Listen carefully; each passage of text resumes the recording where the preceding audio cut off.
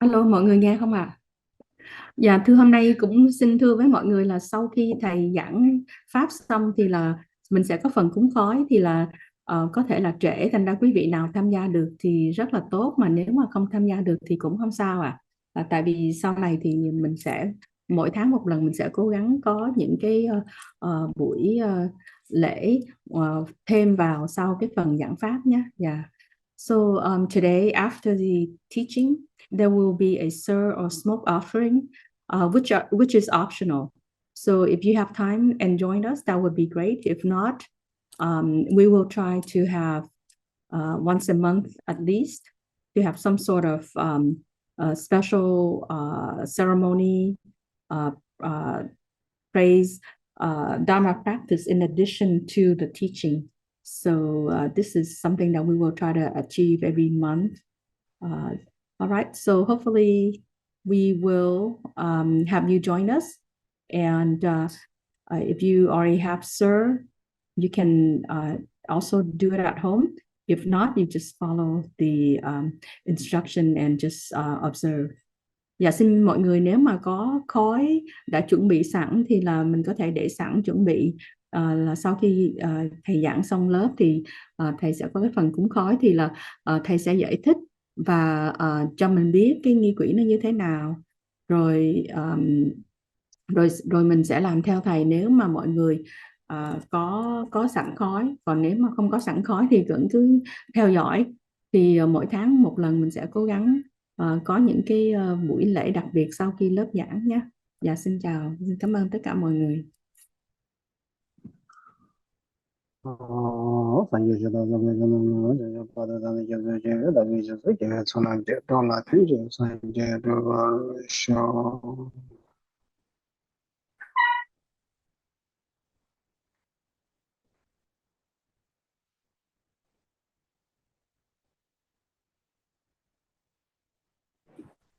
Okay. So, Say hello everyone. oh, greeting to everyone. Ask if there's any questions. Yeah, good morning. I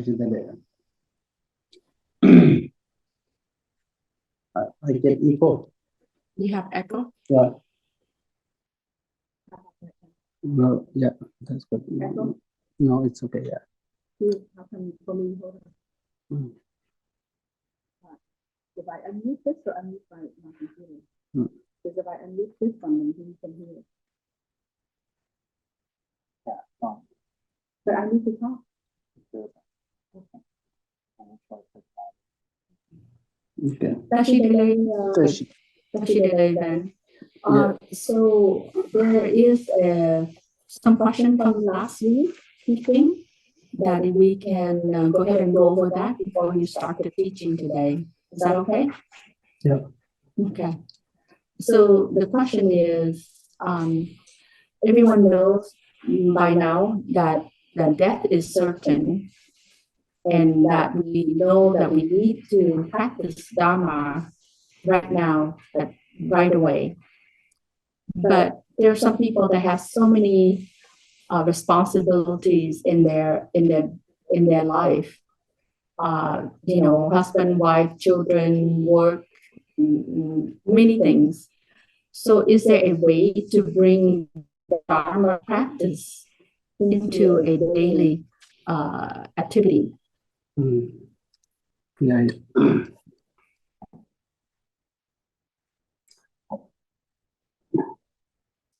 And that's important question.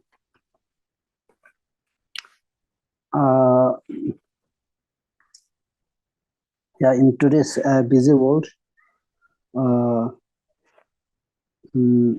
it is possible to bring the Dharma into one's life in this busy world. So when we talk about practicing Dharma, it is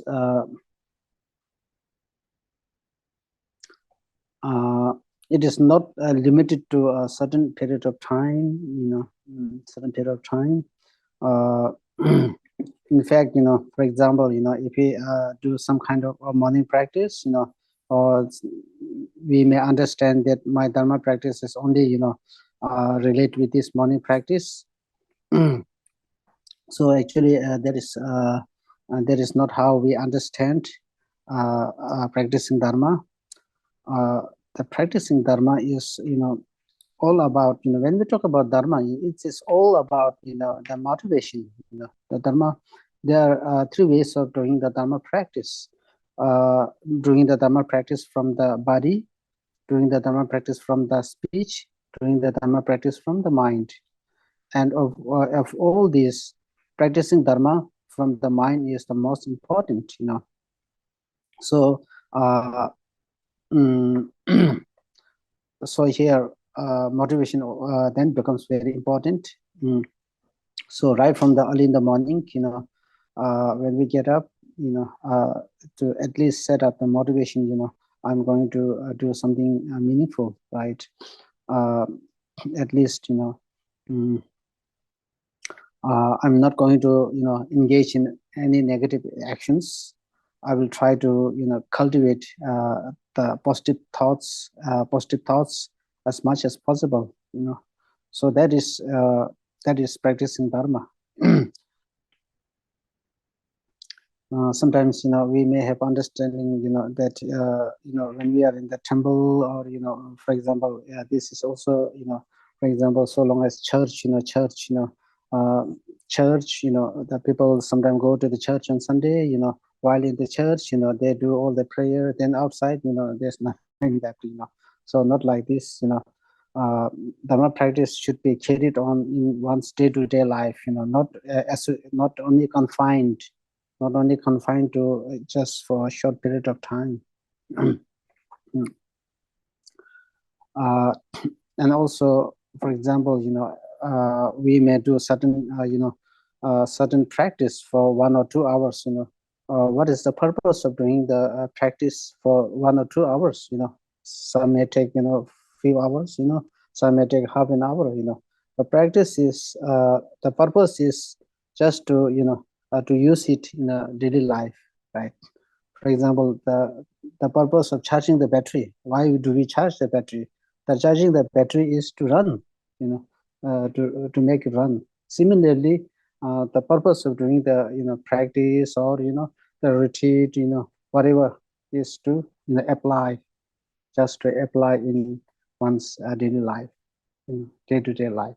So that is how we understand practicing Dharma. So, I'm sorry, Van.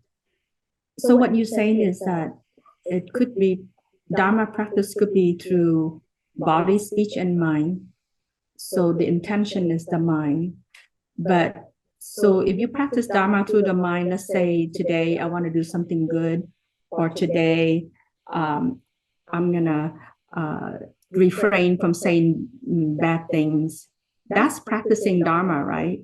Not necessarily means you have to sit in front of your altar and do chanting, do prayers, do meditation. That's good. But there's other ways that we can practice Dharma, right? Mm-hmm.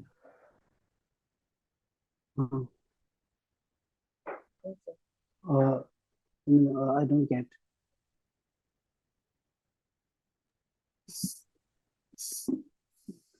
So what I'm saying is practicing Dharma, it does not necessarily mean confining yourself to sitting in front of the altar table. And chanting, meditation, or reading sutra. Right? You can practice it, let's say you're in the car, and you're driving, and you're thinking, okay, so, I should today make an intention to do a kind deed to whoever I meet. That's practicing Dharma, right? That's right. I just want to make sure that's right. that we're clear that it's not just confining to sitting in front of the altar. That's right. Thank you. That's the point. Good point. Then yeah, I think you can go ahead and okay. go into the teaching. Okay. So now I will read, from the last time, and then we will try to explain. Okay. I think the page number. What's that? Page number 30. It's if you are reading from the Liberation in the Palm of Your Hand, it is in page 30, right? Your mental continuum does not cease after your death. It must take a rebirth. There are only two migrations for rebirth, the upper and the lower lane. If you are born in the hell without respite, you will have to stay there with your body indistinguishable from the hellfire. In the milder hells, such as the hell of continual resurrection, you are killed and then receive hundreds of times each day. You continually suffer torments. How could we endure this if we cannot even bear to put our hand in a fire now? And we will suffer in this house the same way that we would suffer from such heat in our present bodies. We might wonder, maybe the experience suffering is different and easier, but that is wrong. Okay. So yeah. So with this, I will we try to understand this in a passage, right?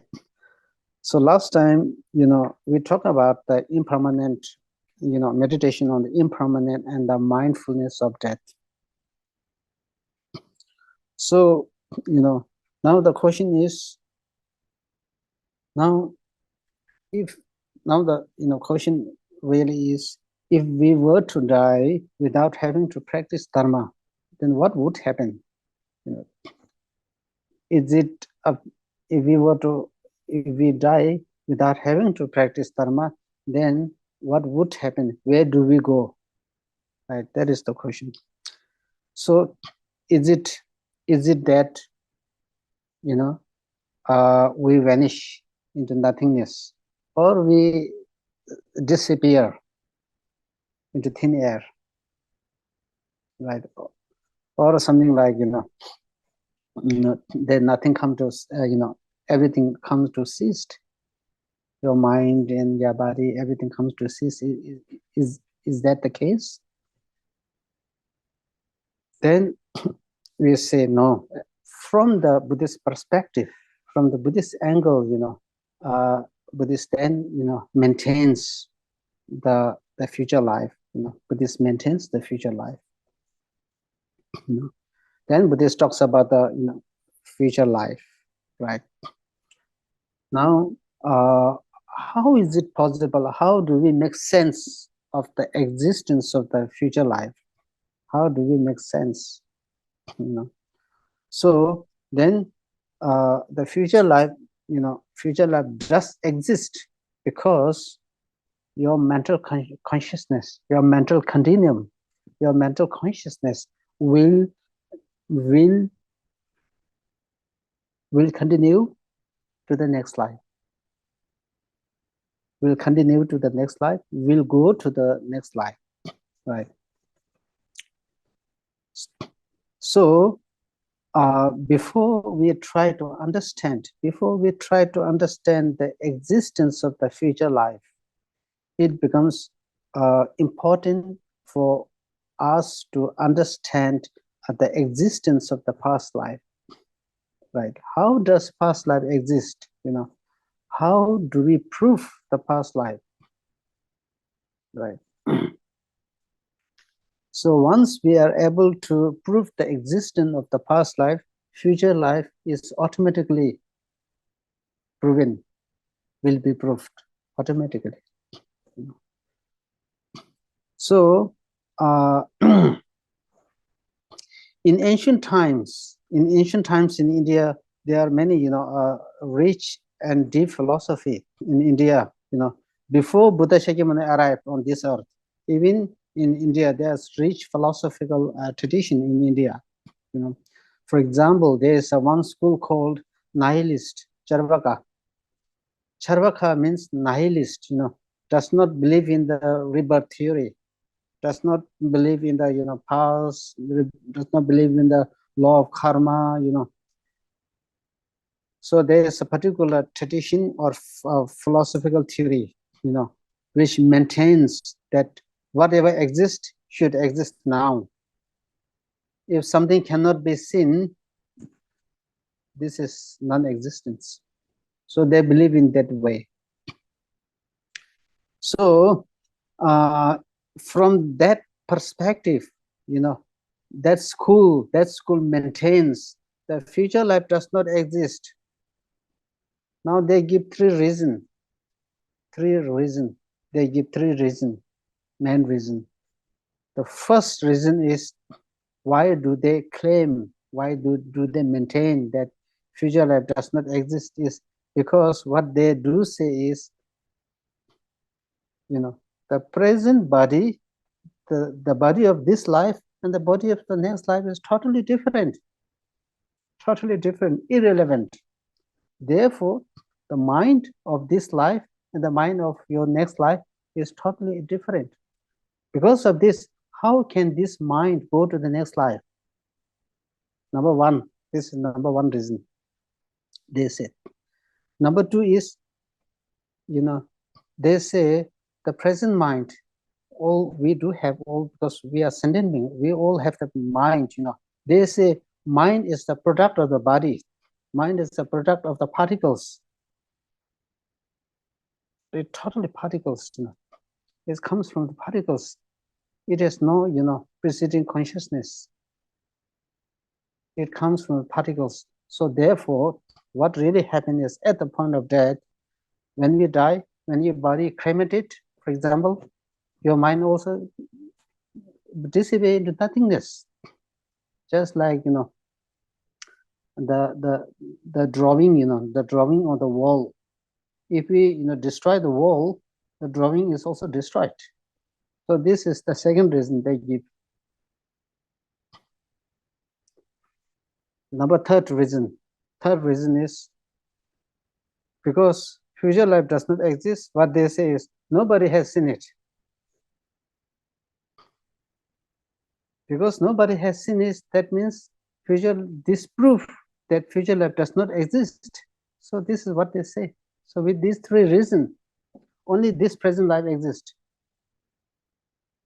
So this is this theory, three principles, and maintains by Charvaka, nihilist.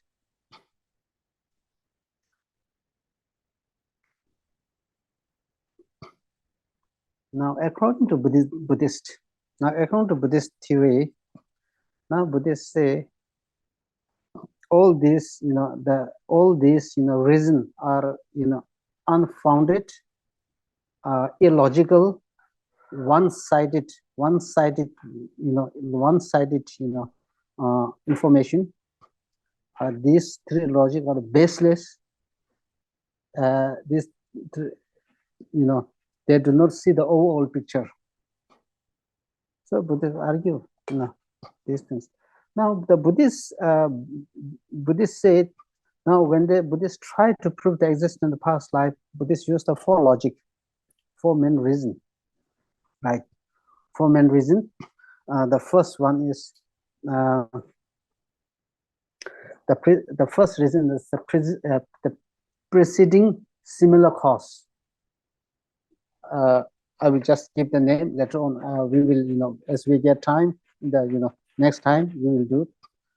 First is the preceding cause, similar cause. Preceding similar cause. The second reason is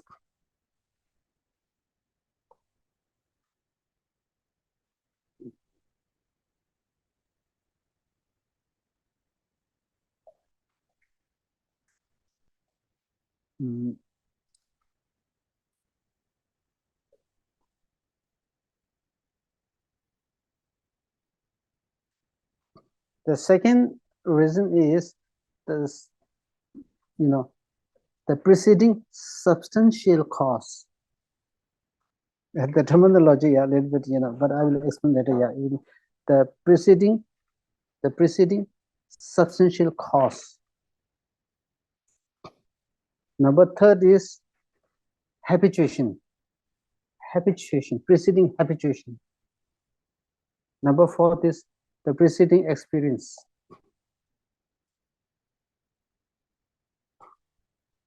So Buddhists, maintain the existence of past life through these four reasons. And of these four reasons, one of the most important reasons of these four is the habituated reason. Habituated,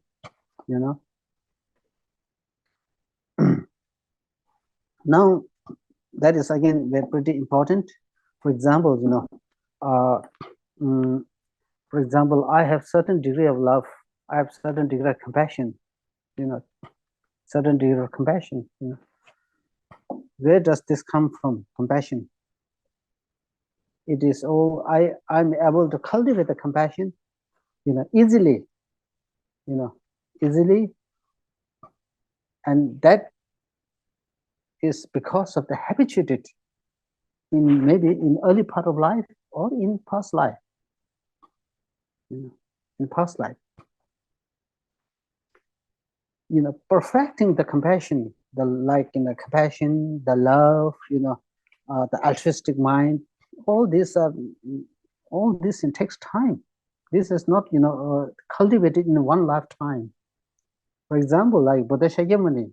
Buddha Shakyamuni cultivated all the spiritual path, not in one lifetime, but over many lifetimes. Right.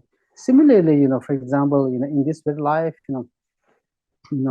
for example, sometimes, we also cultivate, we also, develop, we also, in a way, a small incident, external incident easily triggered our mind, easily triggered. We get angry, we get develop, the jealousy, we develop, anger, hatred, all these things. Again, how it is possible? How is it that we, we develop anger, for example, like anger, hatred, these things easily, even by triggered by or provoked by very small incident. Now that is because, now Buddhists argue that because we have habituated in these, emotions in our past life or over many lifetimes. So that is how it happens. Right.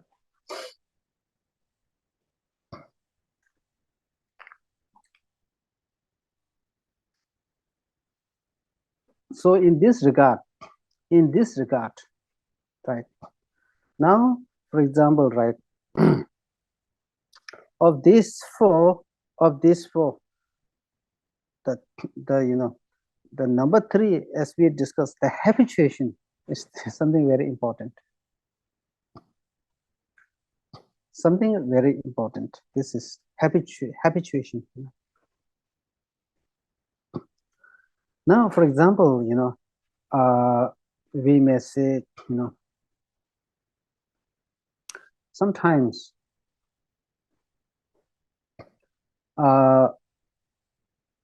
when we talk about the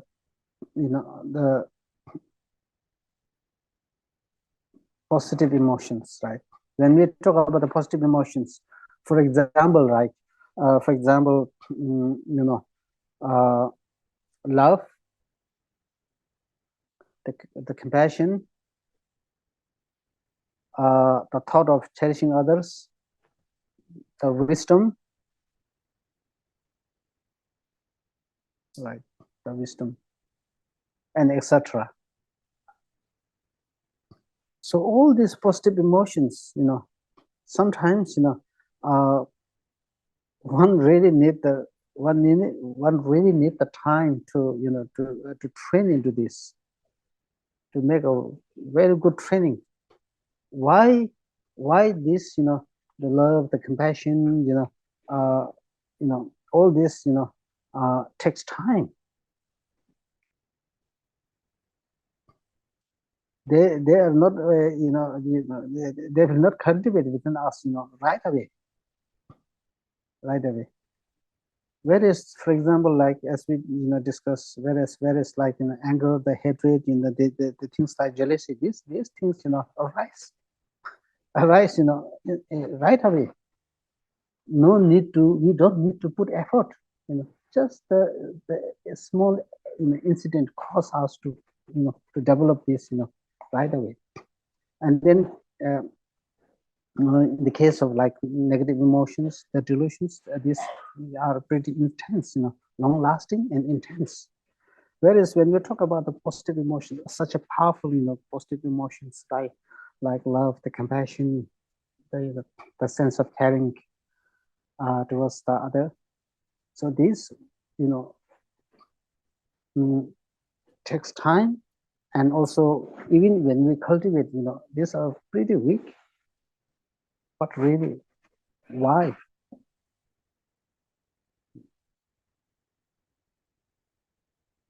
Why it happens? Yet on the one hand, we have positive emotion versus negative emotions. Like positive emotions, if one needs the training, persistent training. Whereas negative emotions, without training, it occurs. A small incident, provoke a triggered. Now here, the reason why the positive emotions takes time and need the constant training, right? For example,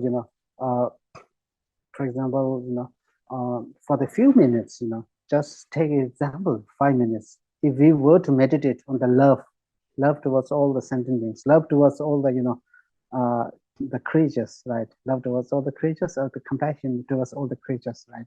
Maybe it may be not long lasting. Why? Now, there are 4 reasons. The first reason is because if there is not strong imprint, the imprint of what? The imprint of compassion, the imprint of positive emotions like love, sense of caring towards others, So there is the imprint is limited. If the imprint is very slim, then this will not occur easily. So therefore, it is very important to, that's why, need to train, to leave imprints within our mind. This is number one. The number two is we need to met the object. We need to met the object, right? Met the object. That means now, for example, that's why study does matter. Contemplation does matter, right? Contemplation does matter. Now, for example, if we were to meet with the great spiritual masters, or suffering sentient beings, like this, by seeing this, then what really happened is when we see the suffering sentient beings, now if we let some imprint of compassion, then because of suffering sentient beings, your imprint is activated. Your imprint is then activated, and the imprint transformed into the imprint is then transformed into the love or compassion. So this is what it happens, right? So number two is object. We need the object. We need to meet with the object. And number three is what we call as appropriate attention. Appropriate attention. So appropriate attention means now, for example, why do we need to cultivate love? Why do we need to cultivate compassion? Is because now we need to see the reason. Because if you develop compassion, it is good for health. It will reduce the blood pressure. It is very good for overall health. Once mindfulness is increased. So there are different ways. We can we can really think about the benefits of the love and compassion and positive emotions from various angles. from various angles. That is called close, appropriate attention. We focus, on the positive qualities, the reason why the positive emotions are helpful and beneficial to our mind as well as to our health, for our own well-being. Then number 4 is what is called as empowering blessing. So the 4th one is pretty difficult to understand, and I will explain in the future. I won't explain empowering blessing, empowering blessing. Usually, what we believe is all the positive thoughts, virtuous thoughts is the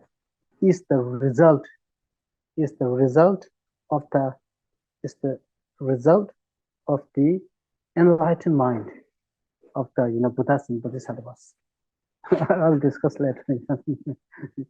Now, on the other hand, right?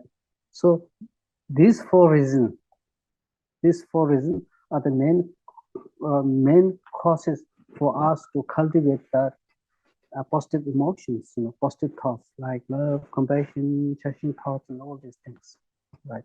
Yet on the other hand, now we have for example, we say, sometimes we easily burst out. Sometimes we easily get angered. We lost the temper.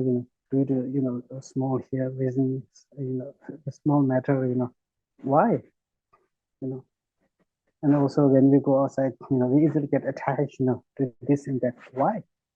So now here, why it happened is due to the 4 reasons again. 4 primary reasons. The first reason, all the negative thoughts, all the delusions, all the destructive emotions, all the negative thoughts, the root. What is the root? The root is self-grasping. So long as there is self-grasping, there's a delusions. Delusions, provoke us. Delusions will, make us suffer. So if you destroy the delusion, if you destroy the grasping, self-grasping, there won't be any delusions. If there is no delusion, there won't be any suffering, pain and suffering. So all the delusions are based and rooted in grasping, self-grasping. If you destroy the grasping, all the delusions are gone forever. And then suffering was gone forever. So the first one is the root, is the delusion, is the grasping.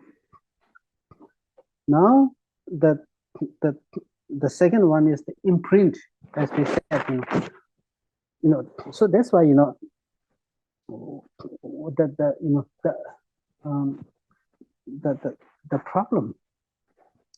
problem with the delusions are that it not only it manifests, not only if it makes us unhappy. Of course, when the delusions arise, when the negative thoughts arise, we become unhappy. Right? We become unhappy. And on the surface, we not only become unhappy. On the surface, we become unhappy. Now, deep down, what it does is it leaves the positive. It leaves the imprint, negative imprint. It leaves the imprint. So then, this imprint will carry on.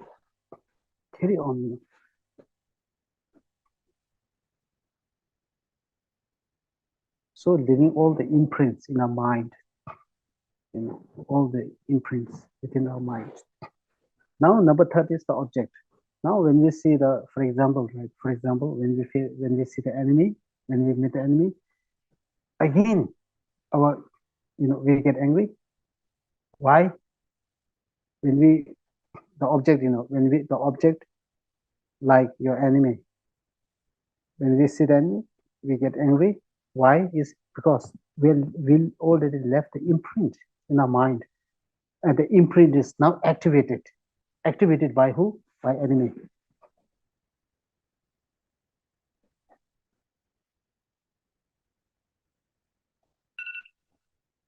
So therefore, finally, the imprints has to be destroyed.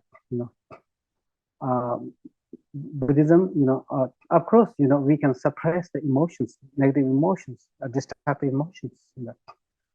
But then there are a few training, a few training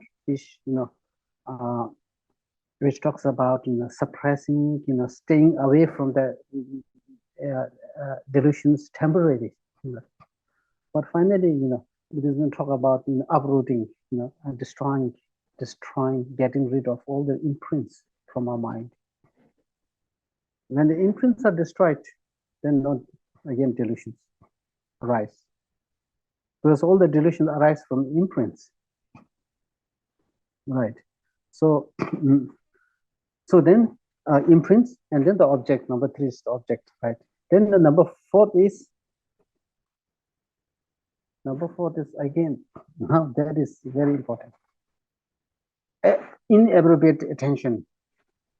Inappropriate attention. So this is something, so much of the sometimes we get into problem. For example, right? For example, when we think about the enemy, right? When we think about what happens when we think about the enemy, we right away, then we remember how that enemy, harm us on this date, on that date, right? In which way, right? So because why we do this is because we do the exaggerate. Inappropriate attention means we are exaggerating. Because even enemy, the enemy did something, but we exaggerate, or that person did more than what we think, right?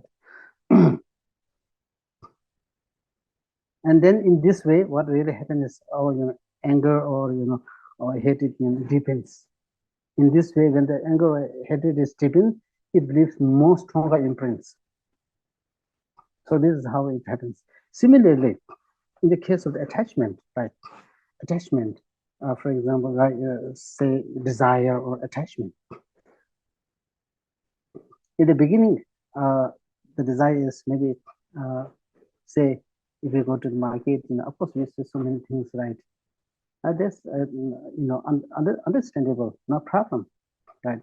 But then what happens is, for example, we develop the desire or attachment towards one particular object. For example, I watch 10%.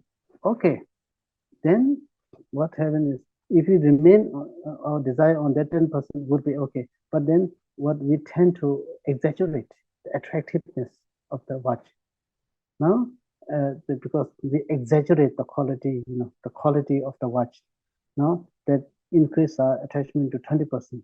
Then further we exaggerate more, and then 30%, then 40%, then 50, 60, and then if you cross above the 50, then this is the that one need to really we really need to be mindful, right?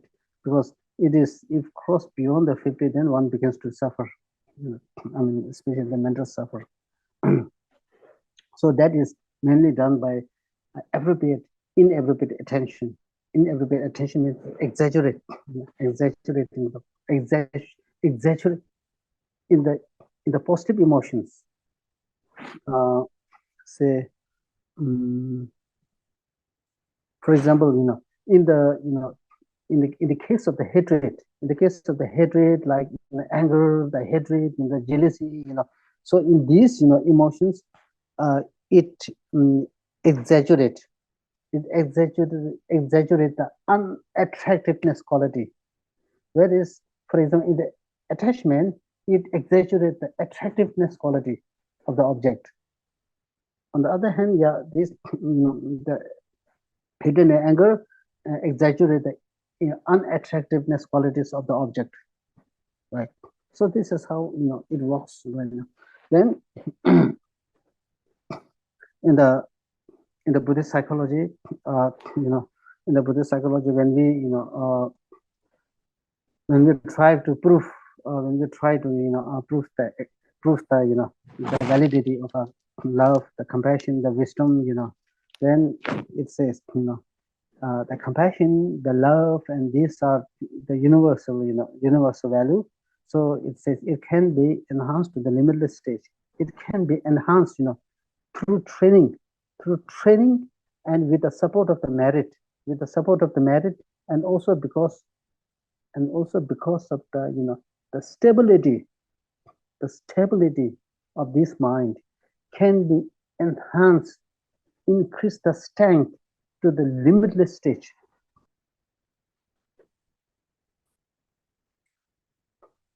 Right, can be enhanced to the limitless stage, positive emotions. Now the example that being given is the attachment. Attachment is given as an example, because attachment also through habituated can enhance to the limitless stage. Can enhance to the limitless stage, but the negative emotions and destructive emotions can be enhanced to the limitless stage in the most destructive way. Whereas positive emotions like love, the compassion, the sense of cherishing others, these can be enhanced to the limitless stage in a constructive way, the most constructive way, in the most positive way. It can really,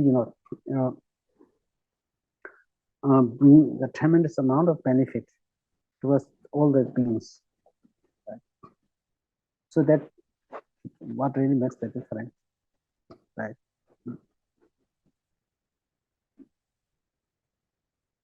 So then,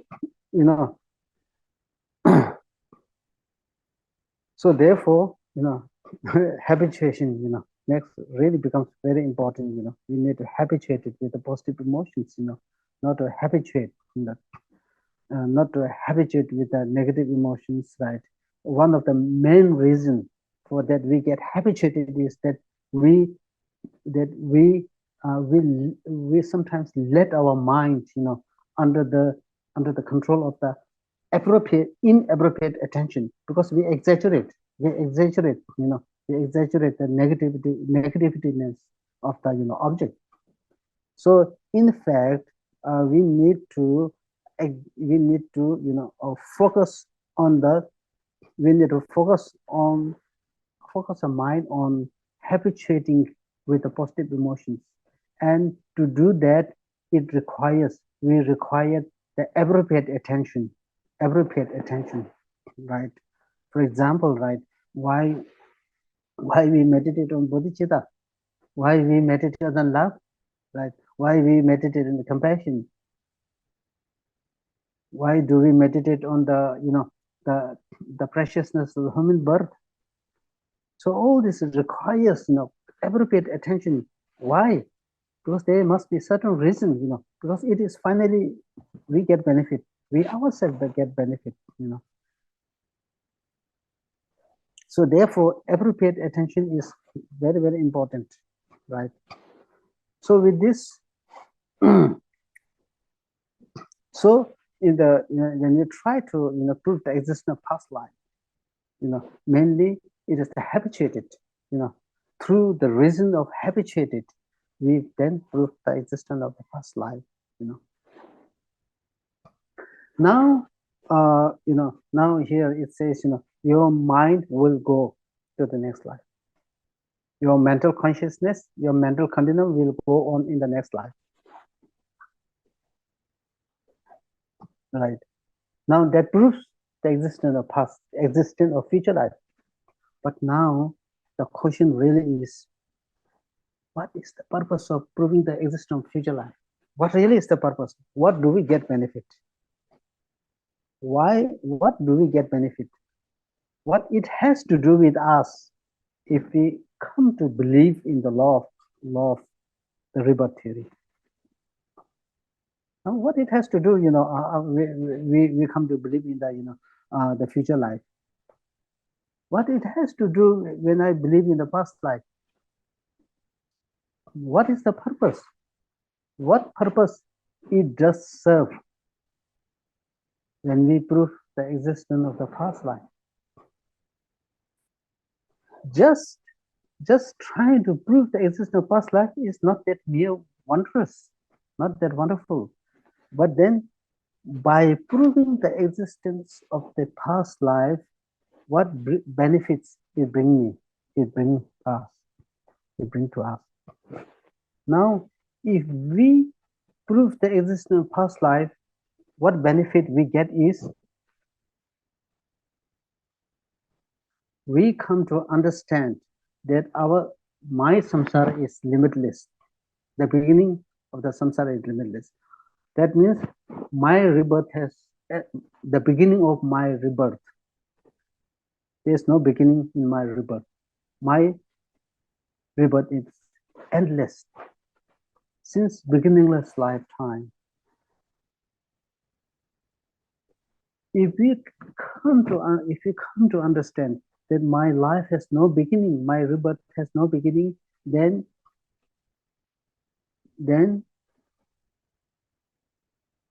we come to understand that all the beings has been your mother, our mother. This,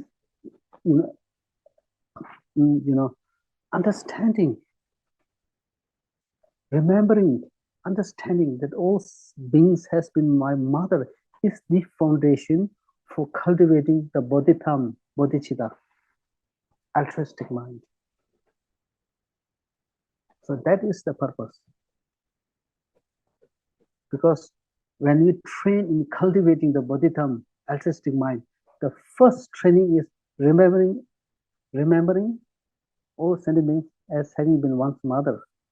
In order to understand that all sentient beings as having been one's mother, we need to prove that there's a past life. Without proving past life, how do we know, how do we understand that all beings has been your mother? There's no basis. So therefore, the proving the existence of past life is to allow us to cultivate the bodhicitta. And then what it has to do with proving the existence of the future life. If I come to understand that the future life does exist, what it has to do, what benefits will I derive? We will get the huge benefit. Now, if we come to understand that future life does exist, the next life does exist, what do we do? Then what we do is, right now we are studying Lamrim, right? Lamrim, we are, for example, do we need to take rebirth? Do we need to take a favorable rebirth or unfavorable rebirth? If we were given the choice, nobody wants to go to the lower realm. Nobody wants to take the unfavorable existence. Everybody wants to have a good human life, right? Good human life. We need to take a favorable rebirth. So if we were to take the favorable rebirth, what do? We need to make a purification practice. We need to refrain from committing non-virtuous actions and commit virtuous actions, right? So therefore, fearing the suffering of the lower realm, we then engage in the law.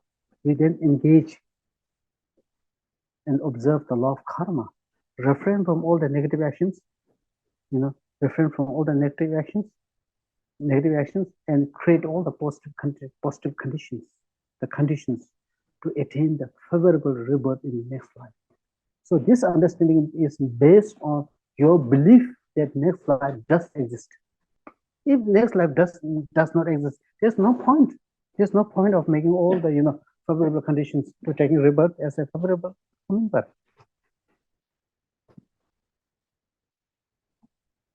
So with this belief that next life does exist, so therefore I need to take a favorable rebirth.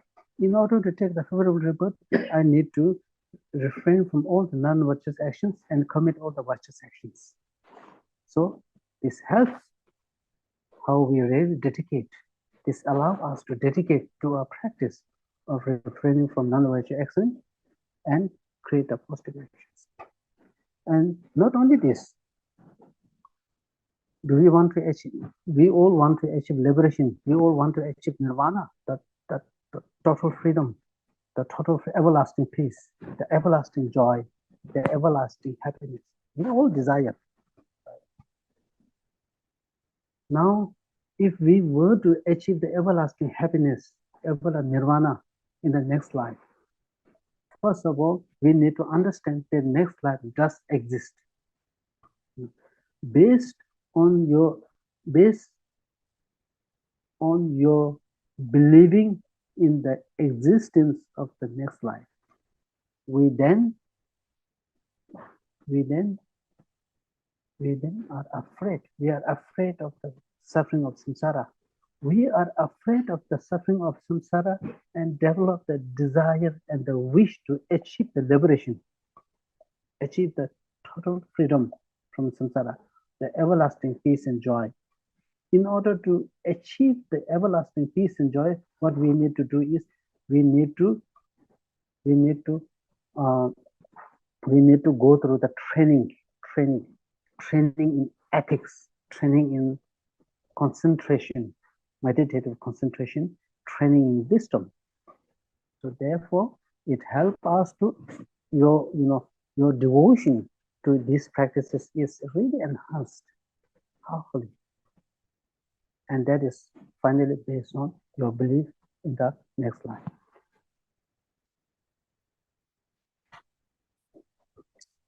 And then all the sentient beings are suffering. Then if you want to get out, if you want to help and invest in the highest form of bliss, again, you need to do something. You need to cultivate. You need to all the preparation, right? Making all the preparation is again based on your belief that next life does exist. If this next life does not exist, then what's the point of making all this hard work, making all this, the spiritual practice in this very life? It doesn't make any sense.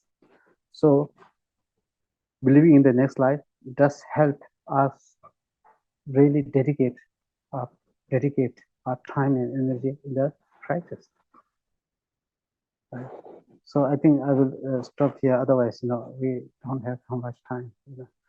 Yeah. So,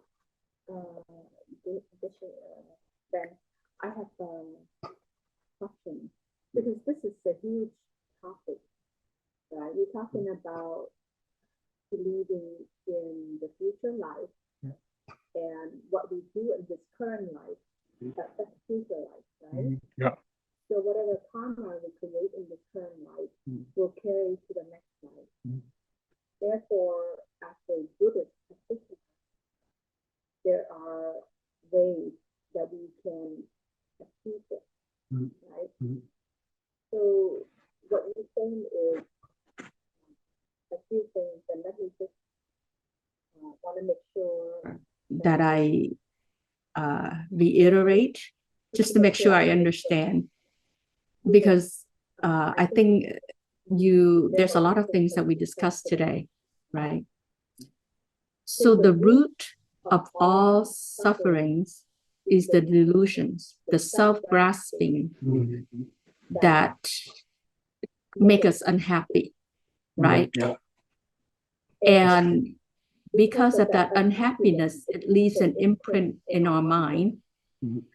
So when we see the next time, let's say if you have a hatred for a certain item, you see that item the next time, that imprint activated, right? So the imprint gets even deeper. Yeah. Yes. So when the imprint is getting deeper and deeper, then our mind start thinking inappropriately in a negative way. In a way like this, yeah. Right? So therefore, we exaggerate the feelings, and it makes us even more suffering. Yeah. Right? We go down that spiral downward. Yeah. Correct? Yeah. Okay. Yeah. So those are the main issues of human suffering. Right? So in order to step away from that, to improve that, and because everyone wants to have a joyful life. And in order to have a joyful life, we have to believe in something. First of all, what we do in this current life affects next life. What we receive in this current life is because of what happened in previous life. So that's the basic principle, right? Yeah. Right. Yeah. Correct. So then, for this current life, everyone wants to achieve happiness, and everyone wants to have liberation, and that's the Dharma path, right? We want to eventually, get rid of all the delusions, all the negative thoughts, increase bodhicitta, so that eventually we get to a place that's called happiness and joyful within us. So we want to actually understand that in order to that, we have to do trainings in our mind, right? The training, because we want to have a better rebirth, then in this life we have to think that what we do, everything that we do, right, will affect the next life. So we have to meditate, we have to refrain from doing non-virtuous action, we have to increase bodhicitta in order to get a better rebirth in the next life. Right? So it comes to the training is what you're saying, habitual. The training is what you're saying, habitual, right? Because habitual is something that when you do something over and over, it becomes a habit. Yeah. Right?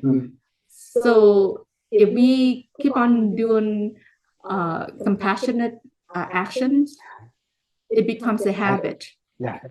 If we continue to do non-virtuous actions by speaking the wrong words, and eventually it becomes a habit, and we don't want that. So that's why training is important, right? Training in your mind. Training is important, yeah. Training in your mind, the way you think. So you think positive, eventually it becomes a habit. And so that habit creates a positive imprint. If you think negatively, right, then it eventually becomes a negative habit, and it leaves a negative imprint. And depends on which way, where you at, your next life is going to be affected by it. Yeah, definitely. Yeah, true. Yes? Yeah. Okay. Anything else that I didn't get, that I missed?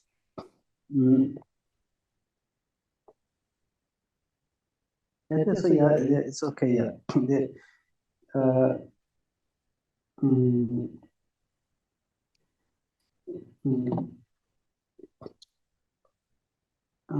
For example, like I get equal. Yeah. For example, the love, the compassion, the sense of the thought of cherishing others, these things, I think if you don't do the practice, yeah, then it's different case. Otherwise, if you really make, effort, we really can do, yeah, because it does not require that much, the contemplation. Just one need to develop the real hard work and spend much of the time and make our mind habituated with this, the love, compassion, this.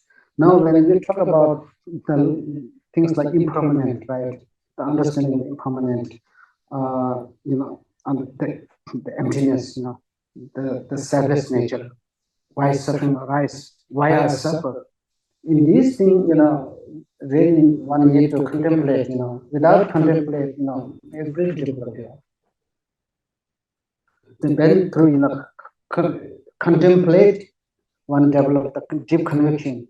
Based on the conviction, then it leaves the really positive imprints, and then make a certain, really make some, some transformation. Yeah, because much of the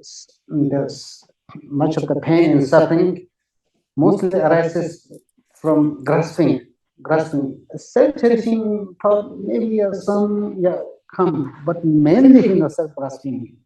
For to see the nature of what really is self-grasping, little contemplation is needed, necessary. Yeah. Other than this, yeah.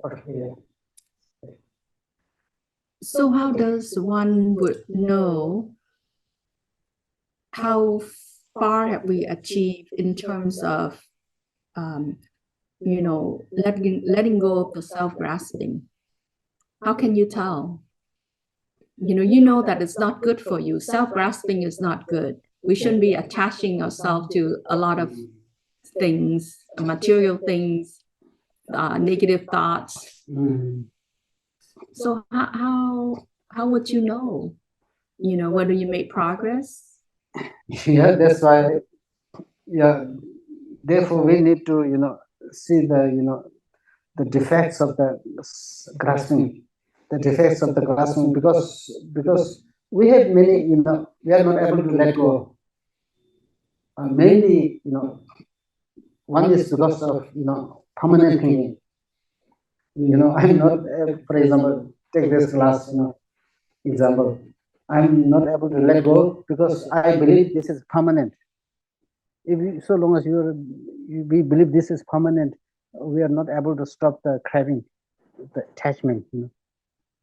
To separate the attachment, to separate the attachment from this glass. Think about impermanent nature. Then enough, enough room for also letting go of the this glass, and also because of sometimes also self-grasping also produce produce the craving. That means we are not able to let go of this glass, for example, right? Yeah. So the fundamental why we not able to let go is mainly because of permanent thinking that this glass is permanent. Yeah. Therefore, in the Four Noble Truths, Buddha taught impermanent in the very first. Yeah.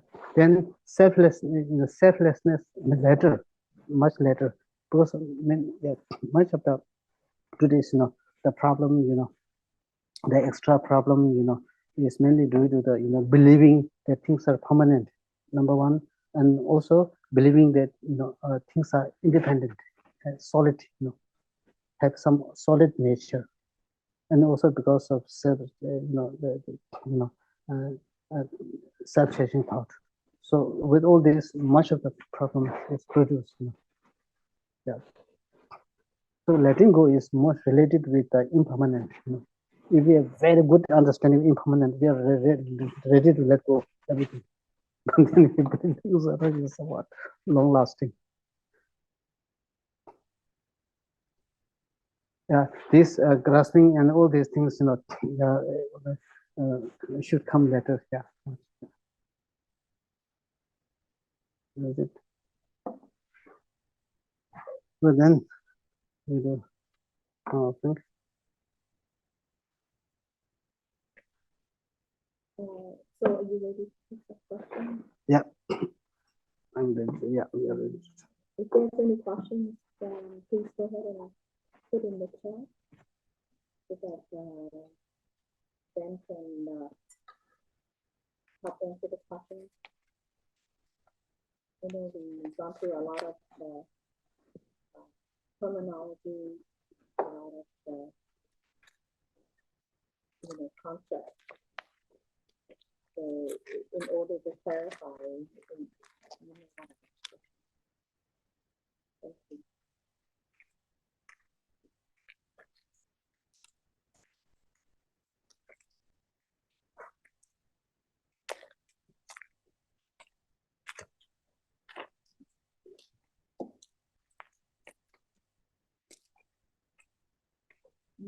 So there's no question.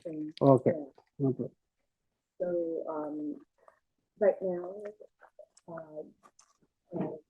everyone can prepare for the third offering. Then it's beyond that. So if you wanted to participate and have something ready, so go ahead and get the things in front of you, and then you do it.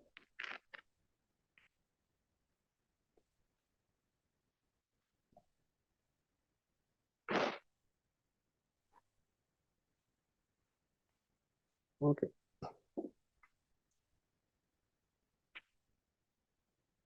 Ready?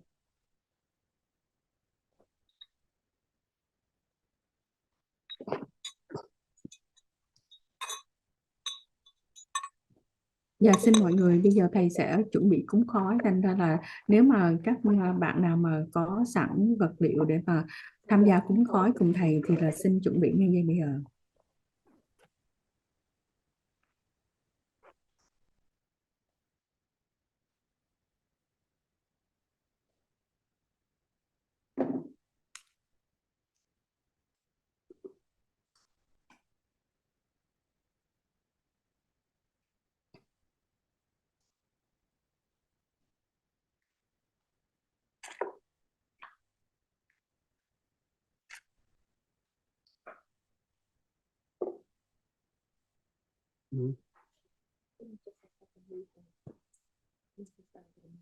Okay.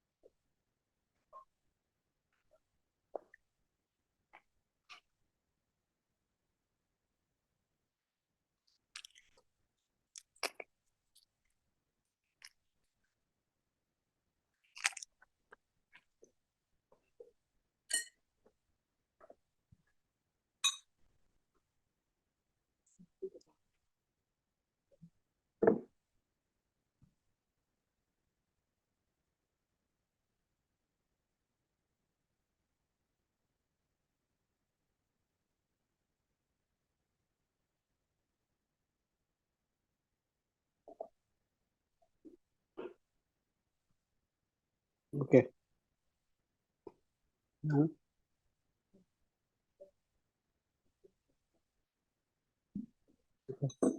Yeah. Begin, right? Yeah. Let me explain briefly about the sur offering. Let me briefly explain about the sur offering.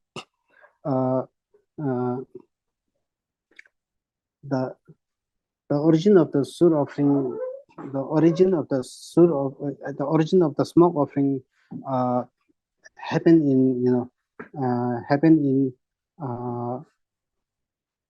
9th century. Okay, 9th century during the Padmasambhava's time. Because when the monastery, Samye monastery, there was one monastery called Samye monastery. When the construction was about to begin, Padmasambhava blessed the site. That means he composed the smoke offering text. He composed the smoke offering text. Now we may wonder, is there any source, the Buddhist source, with the authenticity and the validity of the smoke offering?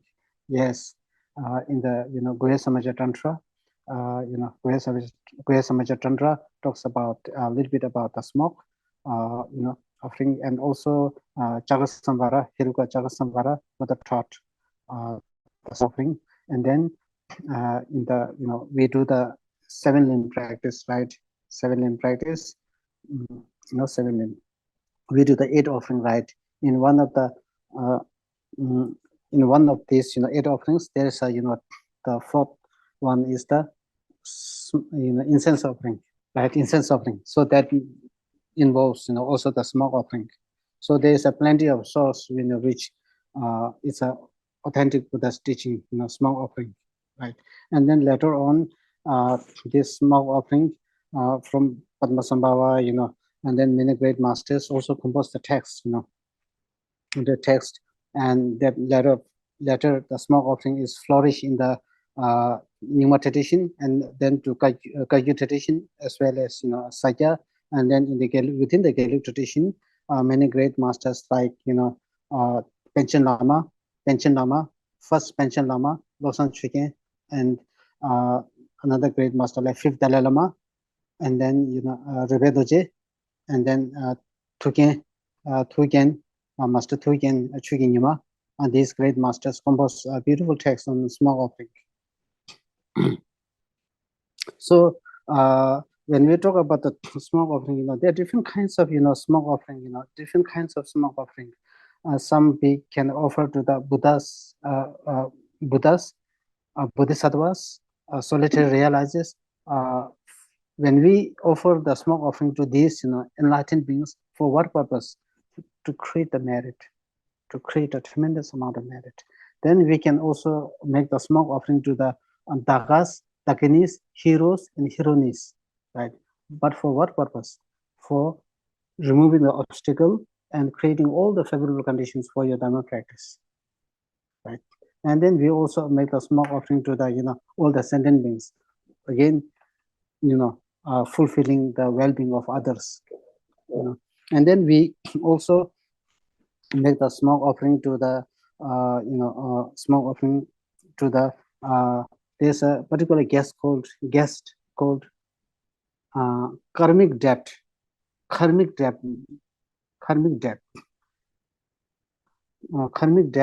So sometimes we talk sometimes once business is not good, business not good, going not good, sometimes we're supposed to make a lot of money, but when we come back to the home, not enough, right? Not enough money. So this is something. Sometimes your house, sometimes the insects, the insects come and eat wood. All this related with the karmic debt. So for this, sometimes Sura offering also, highly beneficial, right? Highly beneficial. And then, there are different kinds, of small offering. Like sometimes, even when we invite the high lamas and when we invite the deities, we also use the smoke, right? And then also for purifying, smoke offering for purifying the negative energy and impurities, like these things. So there are many different purposes. So then, I think, we don't take much time, and I will better, go through this. Namo Ayatara, yes, I will, So then before you go on, anyone can perform the smoke offering, right? It does not have to be a monk, High Lama. Anyone can do this at their home, or business to purify the negativities. If you want to follow the, if you want to, so I think usually, if you want to do the, authentic, smoke offering, what we need to do is, I will explain here, because, for example, that's right now we are doing the smoke offering to the Tara, right? Tara, and here also, all the enlightened beings, the landlord, all the, many, guests here we are doing. So because we are doing the smoke offering to the Tara, it is best if one has received the Tara empowerment, Tara empowerment, because when we do the not only the smoke offering in any tantric practice, ritual, one need to have received the empowerment. So here in this case, because we are doing the Tara smoke offering, the person need to receive the empowerment of Tara.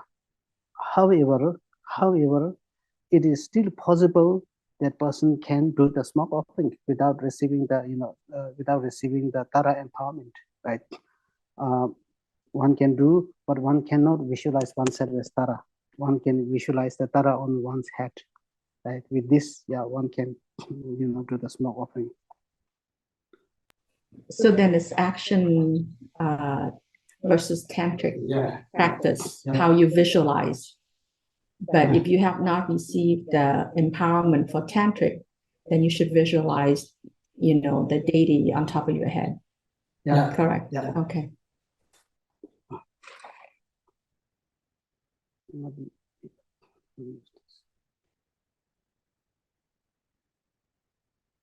And then while you're preparing, what kind of smoke are you using today? Oh, yeah. This smoke offering is usually there is one smoke of sometimes these smoke offering are very helpful.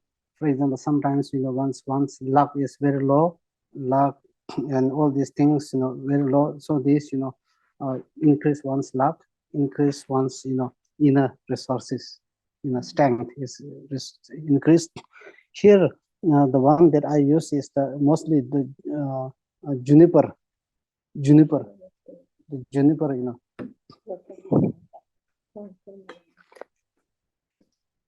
juniper.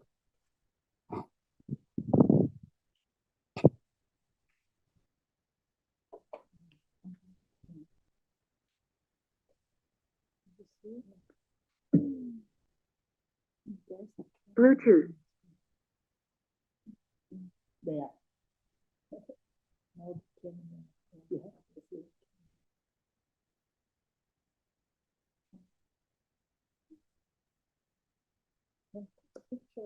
Screenshot and then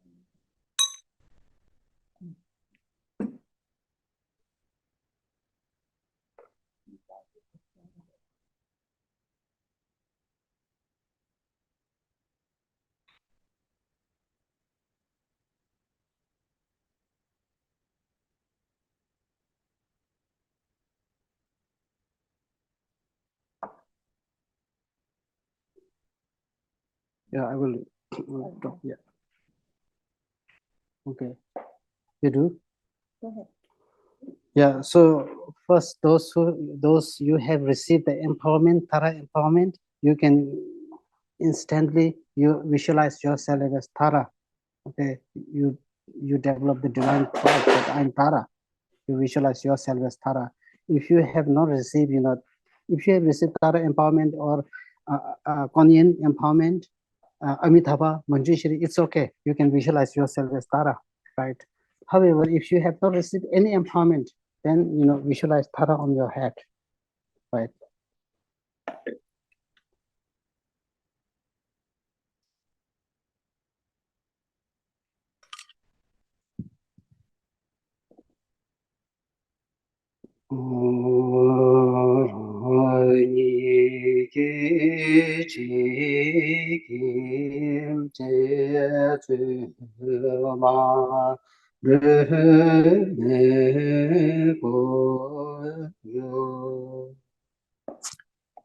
So this is visualization of yourself as Tara. Now the second one is now we bless, because you cannot do the smoke offering right away. So first, we purify. Right. Yeah, yeah. First, yeah. Just. And then Yeah. First, yeah. No. It's okay. Yeah.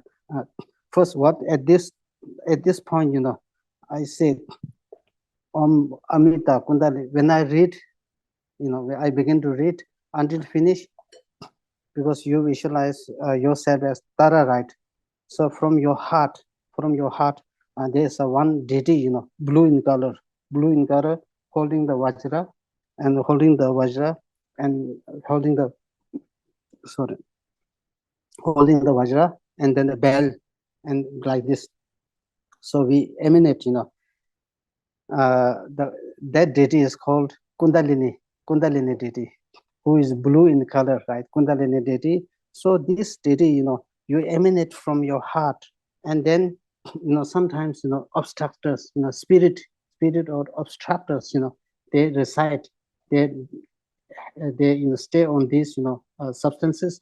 So you emanate the Kundalini deity, and then chase all this obstructed spirit up to the ocean, up to the ocean, and then they chase away like hawk, the hawk, the eagle chasing the small bird, like to the shore. And then this deity, it comes back and dissolve into you. Visualize like this while I recite. One quick question. Can we do this at any time of the day, or it has to be during the daytime only? Yeah, you can do in the daytime also. But so any time of the day is okay? Usually, there are some, dates, specified. There are some days, but it's too complicated. Yeah, but it's okay. Yeah, you can do. Yeah, any day. Yeah, no problem.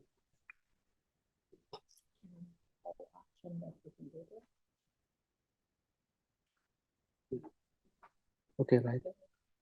Amita Kundali Hana Hana Honte.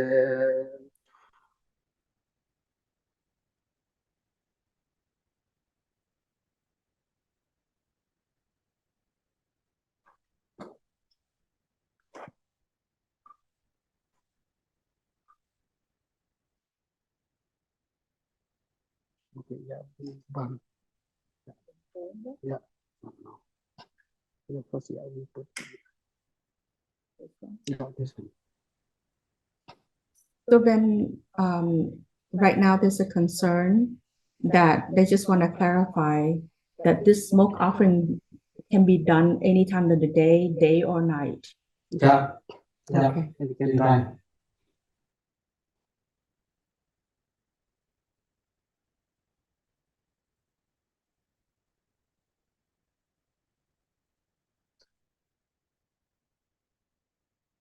Okay, yeah, yeah, I think it's okay.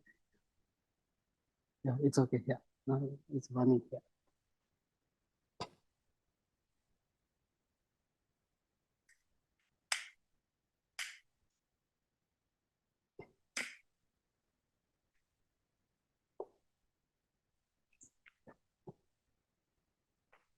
Okay, perfect. It's okay. Yeah, it's okay. Yeah, it's okay. So then, yeah, after that, then we dissolve everything in the emptiness, right? Everything in the emptiness, all the surrounding, these substances, especially these substances, dissolve into emptiness, dissolve in emptiness means, usually in our day-to-day life, all these appear, something outside, from outside, right? All these things appear from outside, something solid, right? Solid. Now you stop this solid appearance. Stop. This is ordinary. Yeah, we think this is ordinary, right? Actually, now we stop the ordinary appearance. Ordinary appearance and solid appearance. You will have to do this. Very important. Stop this, right? And then we stop this, and then we stop this, right? We stop this. Then from within the emptiness, from this emptiness, right? From this emptiness, now in this space, space, I stop this, right? Ordinary appearance, I stop this, and then now this, it becomes empty. It becomes empty, right? Then from emptiness, then you visualize term, syllable term arise. Syllable term arise, right? This syllable term, then dissolve into light. Dissolve into light, and then from that arise the container, huge container. Huge container. In the huge container, there's a smoke. I visualize like this. So that's important. So that is a visualization. So for those of you that cannot see very clearly from the screen, because I know it's hard. So basically, Ven has a bowl. At the bottom, he spread some of the sir of the smoke, the substance, right? In this case, it was any kind of powder. And then on top of that, he puts a couple of charcoal, and he lifts the charcoal, and then he continued to put the sir on top of the charcoal to create the smoke. So everyone can follow that same way. So first you put some sir at the bottom, put the charcoal on top, light up the charcoal, and then when the charcoal is lit up, then you can put the sir on top of the charcoal. Okay.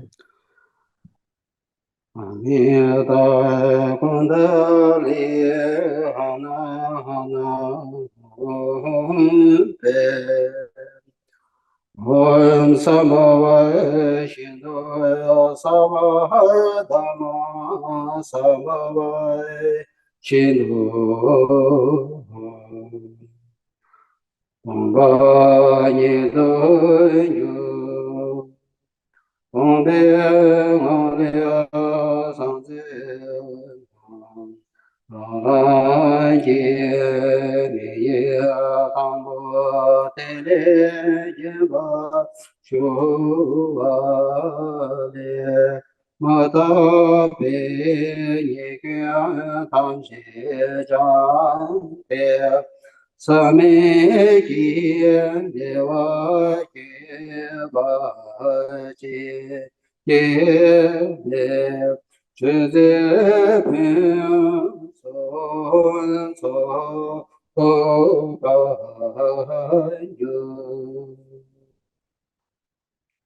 So now with this, now we invite Tatara. Okay, we invite Tatara from the Potala Palace. We invite Tatara from the Potala Palace.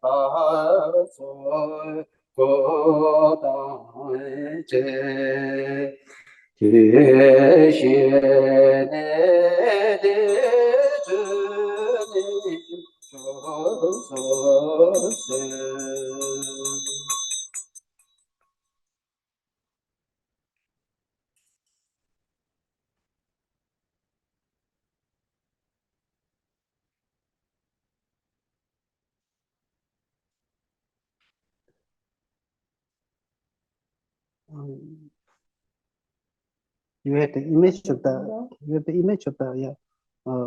image of the Buddha, Tara or any Buddha, yeah. You have, yeah.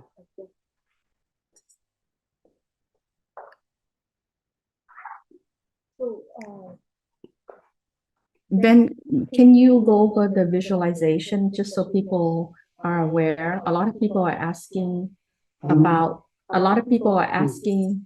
about the practice, right? The sarana.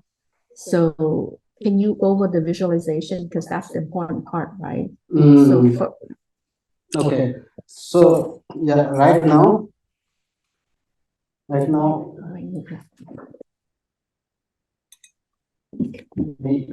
we invited the Tara from the Potala Palace side already. We invited Tara. So we invited Tara in front of you. Okay, in front of Potala. The visualization from the beginning. You mean this one? Everything from the beginning? Yes, start the visualization So- from the beginning so people can start taking notes. Okay. So first, we need to, visualize ourselves as those who empowerment, receive empowerment. We will need to visualize oneself as a Tara, green Tara. Okay. And then visualize the green Tara. And then, after that, when we say, Amita Kundali Hana Hana Hunda, right? Okay. When they say Om Benza Amita Kundali Hana Hana Hunda, right? Om Benza Amita Kundali Hana Hana Hunda means, if you have, I will tell you, okay, next time if you want to do, you need to have this, this kind of stuff. Okay. This kind of stuff, get this kind of stuff, this is what is called as, this is called Conquer Victor Vest. Is it working? This is this vest is called Victor Vest, So you put, some pills inside. You put some pill inside. So then this what is blessed, ready, already blessed. So when this blessed, what is ready, then I read, Om Amida Kundali Hana Hana. That means I'm blessing. You put the 3 water, do like this. So you bless this, That means now when I say Om Amida Kundali Hana Hana, you visualize yourself, Tara, from your heart, the multitude of, the deity, blue deity. The color is blue. So they, those, some spirit is possible, some spirit obstructs us, they stay here. So you chase these deities, chase them away up to the shore. And then these deities come back and return back and dissolve into your heart. So that is Amita Kundali Hana Hana Humpe. Right. After that, now you need to dissolve everything in the emptiness. You dissolve all this, that in your mind, there is not a single appearance of solid and ordinary. Not a single, nothing is appeared to your mind, right? So that Benza Amita Kundali Anhanaga Sambhava Shinto Savadama Sambhava Shuddhaham, right? So that means me, everything here empty of solid appearance. So with this, from within this emptiness, get right. So you visualize that there is not a solid appearance, So then you stop this solid appearance and then everything become empty. Everything now empty, right? From within emptiness, now arise, from within this emptiness, arise one term, green thumb, syllable, green thumb. So this syllable, green thumb, transform into light, From that light, from within that light, now light or empty, arise now this vessel. You visualize huge vessel from, in this huge vessel is now smoke. This smoke, the smoke has the function to produce the bliss, bliss. So this is what I say. Sabhava Shindo, Sava Dharma, Sabhava Shuddha Ham, right? Like, so this is what it means. If I explain, right? Then I go. Yeah. After that, now you are ready. Now now you visualize that. Now you invite the Tara. You invite Tara, all the Buddhas and Bodhisattvas from the Podala palace. You invite all these, Tara, surrounded by all the Buddhas and Bodhisattvas. Buddhas and Bodhisattvas from the Podala palace, Pure Land. Podala is Pure Land, and then you visualize in front of you, right? Now, here is ready. Tara is ready. Then we offer the smoke, smoke. Then this is invitation. I already done invitation, right? Invitation, just visualize like this, right? After that, I already did the visualization. Works, and then after that, is now the time to offer the smoke. To offer the smoke. Pretty hot, maybe. You want some spoon? Yeah, spoon. Yeah, yeah. Okay, yeah.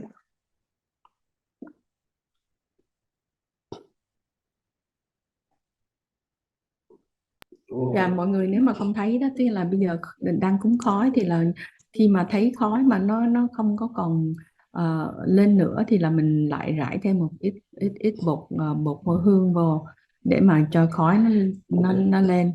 Rồi bây giờ trước mặt thầy là có một cái tượng Tara, hình ảnh của Tara, và hồi nãy thầy có nói là cái bình nước đó, là bình nước đó là giống như là nước cam lồ thanh tịnh hóa trước khi mà bỏ khói vào nha. So just so everyone is clear, there's a Tara statue in front of them, and during the process of doing the smoke offering, anytime there's no smoke, you basically just sprinkle some of the powder on top of the charcoal, so the smoke will continue to rise.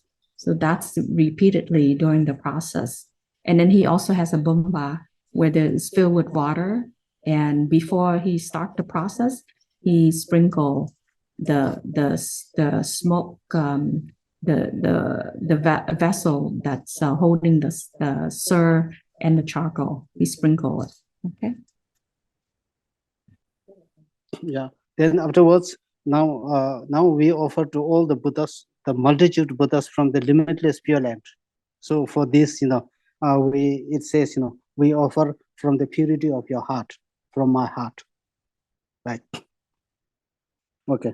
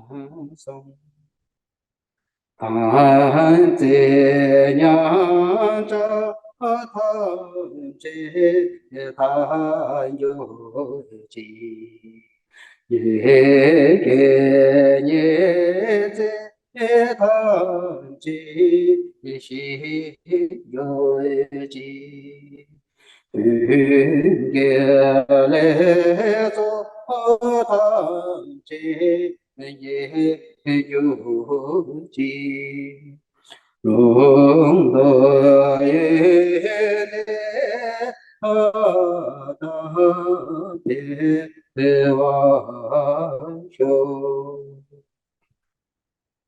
you bring, yeah, okay. Can you bring some rice? Yeah, can you bring some rice? Yeah, bring some rice. Rice. Yeah, yeah, maybe. Yeah.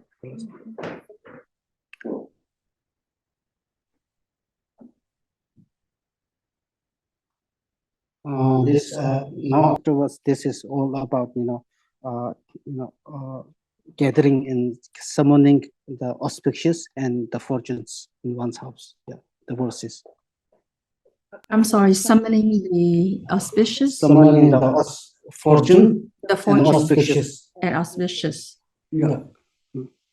So just so everyone, what Van is doing is he has some rice in his hand and he's gonna sprinkle it, right? Okay, Van? yeah. Yeah. You visualize if you have rice, then you do like this in your hand. Yeah. Otherwise, you visualize. Yeah. Okay.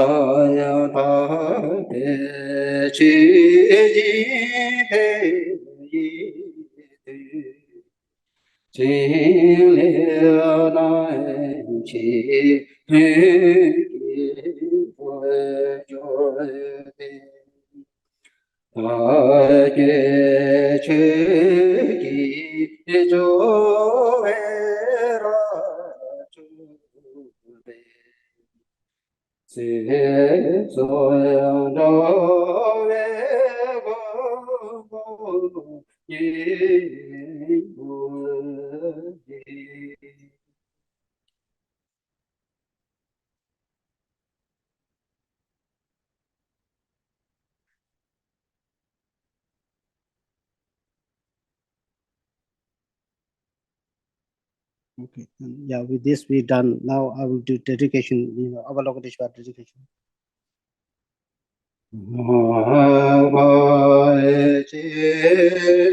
Okay, so I think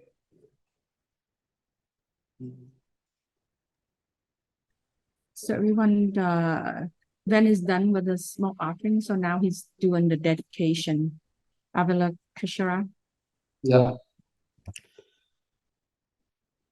Yeah, this is dedicated for everybody. Dedication for everyone.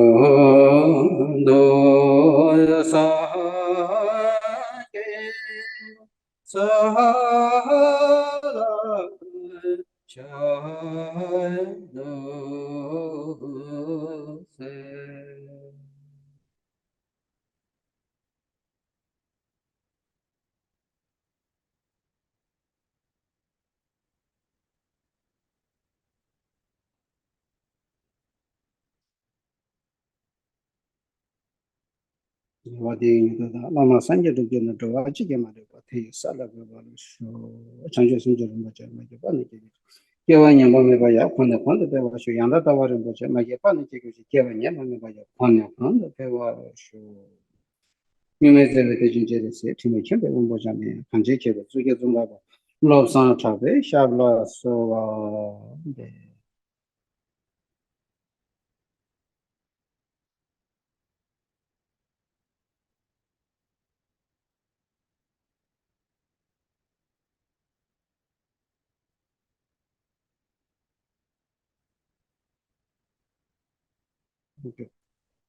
This way, we're done. So everyone, the smoke offering is completed, and we will try to get the sarana out. Everyone's asking for it, and so we talked about this before, and Ben wanted to make sure Ken Rinpoche has a chance to teach this before we release the sadhana. But we will see what we can do so that we can get this to everyone. And then wanted to remind everyone that the Mahamudra level 3 class is beginning in September. So please try to do the chanting as much as you can. Finish all the requirements, but tomorrow or either today or tomorrow, we will send out the form so that you can fill out and let us know how many you have chanted. So there's supposed to be a 100,000 refuge and 10,000 100 syllables. So then when we Rinpoche made a provision. Rinpoche made a provision for those that are 70 or older. He's very compassionate, and he says for those of you who are 70 years old or older, you just chant as much as you can. So there's no need to complete the required number of mantras. But the rest of us, we need to try to complete that before class begins. All right, so the form will go out so that if you would please go ahead and fill out how many mantras you completed, the count for each of those mantras. And then at the end of next month, we will do again, and then we do tally on the total number of mantras. And then the email for the link and password and all of that will be sent out to those of you who register. So if you started to chant and try to finish it, please make sure to register as well, because information will only be sent to those who register. Thank you.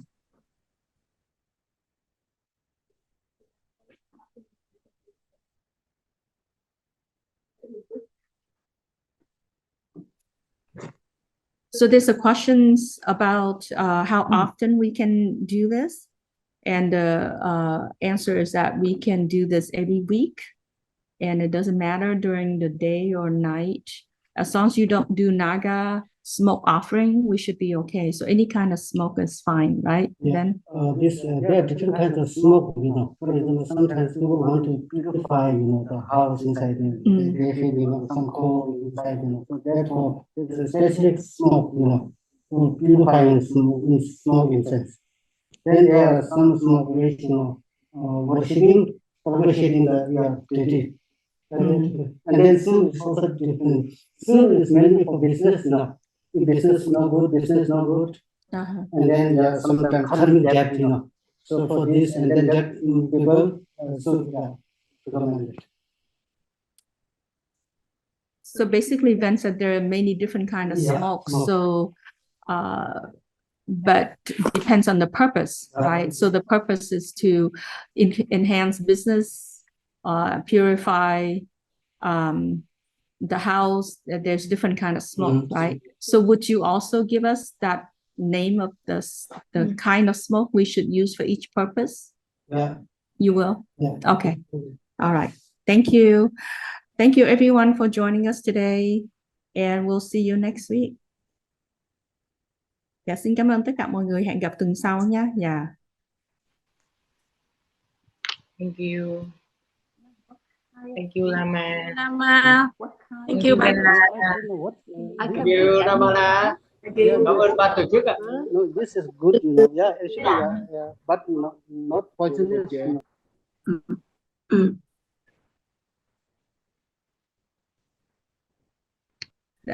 Then thank you so much. Thank you, Lama. Thank you, Lama, so much. Cảm ơn ban tổ chức ạ.